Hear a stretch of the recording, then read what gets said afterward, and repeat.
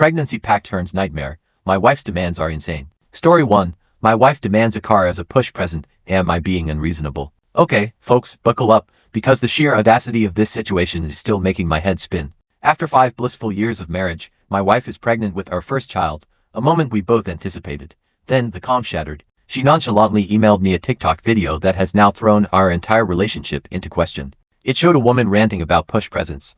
I vaguely recalled hearing about the concept a few days prior on a podcast, but I genuinely didn't know what it meant. A quick search revealed the disturbing truth. A push present is supposedly a thank you gift to the woman for, essentially, birthing your child. While I appreciate showering gratitude on my wife, this materialistic aspect immediately struck me as bizarre. The TikTok creator went on and on, proclaiming a body for a body, and demanding an extravagant tattoo on the man's private areas, a house, a car, the works. The nerve of these expectations. A tiny, insidious voice in my head said, maybe just a little. We, as a couple, made a conscious decision to bring a child into this world. My wife, in no way pressured, wanted this pregnancy. I initially dismissed the video, responding with some laughing emojis, assuming it was a lighthearted joke. Like, oh, look how ridiculous this is. I even reacted to the video when she was in the other room. But then, she approached me, eyes gleaming with an unsettling intensity. She said she wanted me to tap into my resources to get her a car. She didn't expect the tattoo or the mansion, but a car felt like a basic starting point for labor. I chuckled, and I immediately regretted it. Mistake. My wife and I had always agreed that some people are ridiculous. So, I probed, trying to gauge if she was actually serious. Her demeanor shifted, and she grew intensely agitated, declaring she did want a real push present. I reminded her that her gift was a healthy baby and the experience of motherhood. Materially speaking, I'd be sending her a Mother's Day card and maybe some jewelry she likes for under $700, but nothing more extravagant. I suggested that our current car would be hers if she wanted an extra vehicle. She scoffed, arguing that it was insufficient for what she was about to endure. The interrogation continued. Did I think she was unworthy?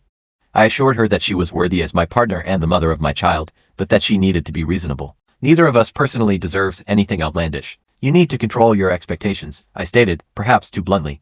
I didn't mean to diminish her, but I genuinely couldn't understand why she felt entitled to such an extravagant gift. The words came out wrong. Now, she's in tears and won't speak to me, and I can overhear her on the phone with her sister, ranting about me. But I stand firm. I would never consider buying her a car as a push present. She's hurting, so I feel a twinge of guilt, but am I really the villain here? My push present expectation was a small one. I had intense sushi cravings during my pregnancy. I don't expect my spouse to buy me birthstone jewelry. In turn, I'm giving him a watch with an engraving. Isn't that a better approach? These TikTok videos are ruining relationships. I heard my sister-in-law almost left my brother-in-law because of that. Why women need relationship advice from TikTok is beyond me. Relationships are being destroyed at a frightening speed on social media. Story 2. Ex-wife who cheated and abandoned her family shows up years later with another man's child begging for a second chance. What should I do? Alright, folks, prepare yourselves for a story that's been brewing for years, a saga of betrayal, abandonment, and now, a truly unbelievable twist. Some background. I'm 37. Angela, my ex, and I met in our mid-20s and married after 2 years of dating. 3 years into our marriage, we welcomed 2 daughters, now 9 and 7. While I assured Angela it was okay if she didn't want any more children, our second pregnancy was unplanned and, frankly, unwelcome on her part. She didn't terminate it, however. Initially, things were wonderful. We were as deeply in love as we could be after our first daughter. However, the second pregnancy shifted everything. She grew increasingly irritable, sullen, and started nitpicking at our eldest daughter and me constantly. I chalked it up to hormones, trying to be understanding and supportive. I hoped things would shift after the pregnancy. Instead, it spiraled. My daughter and I began walking on eggshells. She was supposed to be a stay-at-home mom, but I was carrying the weight of everything. After our first child, she had voluntarily quit her job to manage the housework and care for our eldest daughter while I worked. However, she claimed to be too exhausted to manage the children and the house after the second pregnancy, so we hired a maid. Even though it was a bit outside our means, considering I wasn't making much at the time, especially with Angela's pregnancy, I wanted to minimize her stress. After our second daughter was born, I expected her to resume caring for the house and the children. But months passed, and she showed no sign of change. She refused to help around the house, spending her days glued to the TV. She barely interacted with the children, occasionally paying our neighbor to take them to the park. I don't want to come across as ungrateful, but I was working day and night while she did the bare minimum at home. Furthermore, hiring a maid was becoming increasingly costly, draining our finances, especially with all the other bills and the need to save for our daughter's futures. Angela refused to contribute in any way. After about 6 months, I realized we couldn't continue like this. Knowing it would be a difficult conversation, I asked my parents for support. That day, I sat Angela down and explained that while I understood she was fatigued from the pregnancies, I needed her to help. I suggested we couldn't afford the maid anymore, and I needed her to honor her commitment and take on at least some of the household responsibilities. We could renegotiate the housekeeper's pay to save money. She immediately refused, claiming she was too busy watching the children to handle anything else. She even suggested I should start earning more instead of blaming her lack of contribution on our financial situation. I tried to reason with her, explaining that I was already doing my best. If our marriage was going to work, she needed to participate.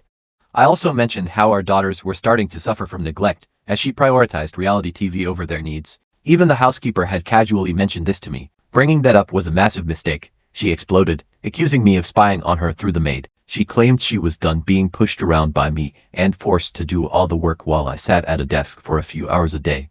She launched into a rant, demanding I be the man of the house. She then blamed me for not being able to afford a maid while I supposedly expected her to help with the house. Her accusations were utterly nonsensical, and she was grasping at straws to justify her inactivity. We erupted into a screaming match, and she called me a loser who couldn't afford to be with a woman like her. Seeing how terrified our eldest daughter was, I retorted by calling her a lazy cow who had failed as a mother and was now failing as a wife. That comment struck a nerve. She shoved me with surprising force, causing me to stumble backward onto the coffee table, shattering the glass and cutting myself. I rushed to the She didn't apologize until then. She begged me to give her another chance. By the end of the week, we decided she would undergo therapy and live with her parents for a while. I would let her move back only after a medical professional cleared her. She agreed to work on herself and improve, which meant something was wrong. That's clear since happy individuals don't act this way. I also wanted my girls to have their mother, so I didn't file for divorce yet, choosing to give our marriage another shot. While we were apart, we started marriage counseling, but it proved ineffective. She was cheating on me, Angela was living with her parents, and my parents were helping with my girls. We attended weekly marriage counseling sessions, and for a while, things seemed to improve. Her therapist contacted me and informed me that she had postpartum depression, but that it was improving. Her anger problems had been one of her symptoms, but they became very out of hand after she gave birth to the children. That was until everything took a turn for the worse. She abruptly stopped showing up for counseling, without explanation. She stopped responding to me, but since her therapist kept me in the loop, I knew she was progressing. It did not make sense to me. I persisted in trying to talk to her for weeks, but she would simply blow me off, claiming she needed some alone time. Finally, after almost 3 months, I paid her a visit at her parents' house. Her parents disliked me and blamed me for her actions, claiming I drove their daughter insane. Angela had advised me it would be better if I skipped seeing her while she was living with them, since it would simply cause more drama. She had been acting aloof and skipping counseling appointments. She seemed indifferent even when she did sporadically come up, and I simply could not understand it. She insisted everything was good, whether I tried personally speaking with her, on the phone, or even by text, but her behavior made it abundantly evident she was hiding something from me. When I arrived at her parents', I thought she would be there, but she wasn't. Her parents slammed the door in my face when I asked where she was and said they were not permitted to tell me. I had a nasty feeling about it since I could tell they were loving the circumstances. So, standing before their house, I made the decision to phone Angela. My paranoia was developing as I tried phoning her several times, but she didn't answer. Desperate, I resolved to try to go inside myself by slipping around the house, knowing her parents typically kept the kitchen door open. I made it around to the backyard. The bad news was that Angela was seated on a swing in the back, making out with a man I didn't know. Even worse, she was pregnant. That instant is etched in my head. The man left as soon as he noticed me, and by the time Angela looked around, I was already headed back to my car. I was in total shock. She caught up with me and tried to stop me, but I couldn't hear a word she was saying. I shrugged her off and told her not to touch me when she tried to grab me. She refused, so I got in my car and drove home. I told my parents I wanted them to hire a lawyer for me and blocked Angela everywhere as soon as I got home, so she wouldn't have an opportunity to explain. Even when I learned Angela was surrendering her parental rights, I felt nothing. She had decided she wanted to be with the other guy. Let's call him Sean. He was a friend from childhood. They rekindled when she moved back home with her parents. Apparently, she had developed feelings for him. Her parents even encouraged it, even though she is a married woman with 2 kids. Apparently, they had always wanted her to wind up with Sean, as if she had never been capable of doing anything other than that. She wanted to qualify for alimony, hence the divorce was a protracted procedure, even though she had been cheating on me. Though it took some time, my attorney and I battled valiantly to ensure she received nothing in the divorce. Since I had been paying for everything while she was watching TV at home, it was all mine. The divorce was finalized 5 years ago, and we succeeded in ensuring she left empty-handed. Though I knew I couldn't break since I had to look after my girls, who had nobody but me, the months I spent handling the divorce were some of the toughest periods I had. I can never thank my parents enough for being there for me when I balance job and childcare. They are quite helpful and supportive, and although at first the divorce seemed like the worst thing that could happen to me, I am glad for it today. Had I not chosen to leave Angela, I do not see myself where I am right now. Since then, life has given me good treatment in every sense. I'm in a far better place. We moved into a larger house since I make more now and I have no more responsibility for anyone except my girls. Although they live nearby, my parents only pay occasional visits. My daughters are as delighted as could be, and I have friends that love me. All a man needs is that. I am so grateful to the universe that everything is working out. At least it was, until Angela reappeared a few days ago. The doorbell rang when the children were at school and I was about to leave for work. Angela was standing outside with a child, likely Angela's son.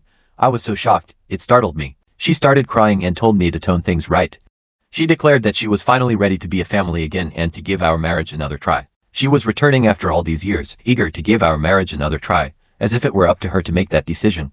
Whatever this was, I informed her that this was no longer her family. The day she broke off contact with Sean, she had given up custody of her daughters. Hence, she had no right to speak to us as her family. The divorce was only a legal requirement. I closed the door after saying that and instructed her to leave as I wanted her nowhere close to my property. Though I was very furious, I held back since the small child made me hesitate. For a few minutes after I closed the door, I could hear her crying outside my door. I chose to ignore her. I headed off to work once I confirmed the coast was clear.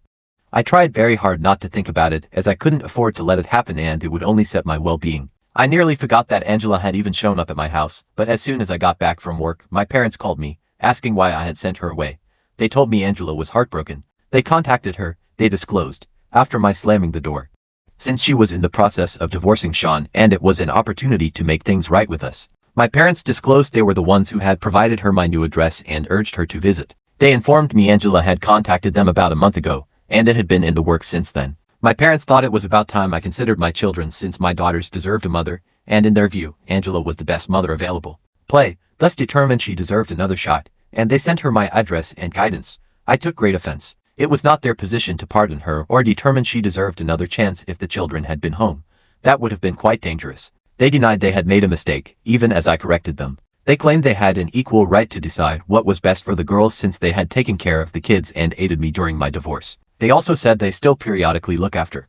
They thought it pointless whether or not I wanted to fix things with Angela since they had influence in the situation as well. Their belief in that seemed ludicrous. My daughters are mine, not hers at the end of the day. Although I value my parents and will always be appreciative of what they did during the divorce, I do not believe it was their place to let Angela re-enter my life. We are getting a little. They felt that by not giving Angela another opportunity to play, I was acting selfish. They assured me they had done their due diligence and she was a different woman now, deserving of living with my girls. They claimed it was offensive to consider they would endanger my girls or me even when I informed them she had signed her rights away. Being too conceited to realize that my daughters needed their mother, they said I was destroying their life. It has been a couple days now, and I do not believe I was selfish or out of fish. I have given this much thought. Update. Angela arrived up to my home with her son approximately a week ago, and lately I learned the truth about her connection with her parents. Since I'm still trying to understand it personally and I honestly find it so upsetting, not even knowing where to start. How all of them have deceived me without thinking twice is unbelievable. Apparently, my parents had been in communication with Angela all along, in addition to telling her my new address. After the divorce, I cut her off from my life. They hardly spoke, just once a month per, but that was plenty for me to feel cheated. After Angela was handed the divorce paper, Sean had Angela sign away her rights. He had set her an ultimate choice. Either keep in contact with her children and battle for custody, therefore leaving him behind, or your family and establish a new life. According to my parents, she had had a tough decision. She chose Sean and opted to start a new family with him rather than remain with the one she already knew. Angela had contacted her parents soon after I filed for divorce to explain her circumstances, as she still wanted to keep intimate contact with her children. She said she felt driven into a position by both Sean pushing her to completely forsake her children and me advocating for full custody with supervised. Her prospects of obtaining partial custody were low, even if she battled for custody and opposed Sean because of the circumstances of your divorce and her history of anger management problem. Should she choose to battle, she had a very real risk of losing Sean's custody of our girls in the. My parents entered at that point. Angela visited with them individually. She asked them to be a link between her and the children. Angela understood she would lose any visitation rights when she signed away her parental rights. As their grandparents, my parents intended to take advantage of their visiting right by going behind my back to let Angela meet our girls. They effectively misled me for years. Seeing Angela's flight resonated. They explained their behavior as they couldn't in good keep a mother apart from her children. Still stabbing their own son in the rear seemed to have no effect on their conscience at all. They acknowledged that Angela would be invited over and allowed to spend time with them anytime I left the children off at their place. My parents would tame my daughter's toys and candy to be quiet. Hence, they never told me they were seeing their mother. My girls would tell me they played games with their grandparents and their friend anytime I asked what they had done at their grandparents'. I always assumed they were referring to my parents' real friends, whom I already knew. But apparently, my parents had told my daughters to call their mother the friend should I ask about their day. Although I couldn't believe my girls had been lying to, I pardoned them since Angela and my parents had obviously coerced and threatened them into. It's only play for kids. I asked my daughters whether they had been meeting their mother behind my back once I found the truth out from my parents. They began to cry and informed me they felt they would be punished by God should they say anything. So, they were unable to say Angela and my dad must have really hammered it into their minds that telling me the truth would have disastrous results. They had been so evasive and covert all along for this reason for never asking my girls which of their parents' friends they had been seeing. I also felt like a bad father. I never would have known. It could have been someone deadly simply, but since I'm receiving a restraining order against all of them, since my parents emailed me confessing everything following our argument, they thought the email would help me to understand Angela's desperation to be a mother to her daughters while juggling her relationship with Sean. Though all it accomplished was to prove they were all lying to me, and I couldn't trust anyone anymore, they believed it would make me forgive everyone play one involved. Angela signed away her parental rights and had to sneak about to meet the children like it was a crime. All because Sean wanted her to have no contact with her former family, which is ironic. Originally meant to be her one true love, all of it was for nothing as they are divorcing. Though, according to my parents, Sean now wants nothing to do with any of them. They even had a son together. Angela didn't want to depart since their son had just begun kindergarten, and she had started working again. He got a job offer and is leaving in a few months. Their arguments have been getting more intense. So all this disclosure did was make me feel as though justice had at last been done.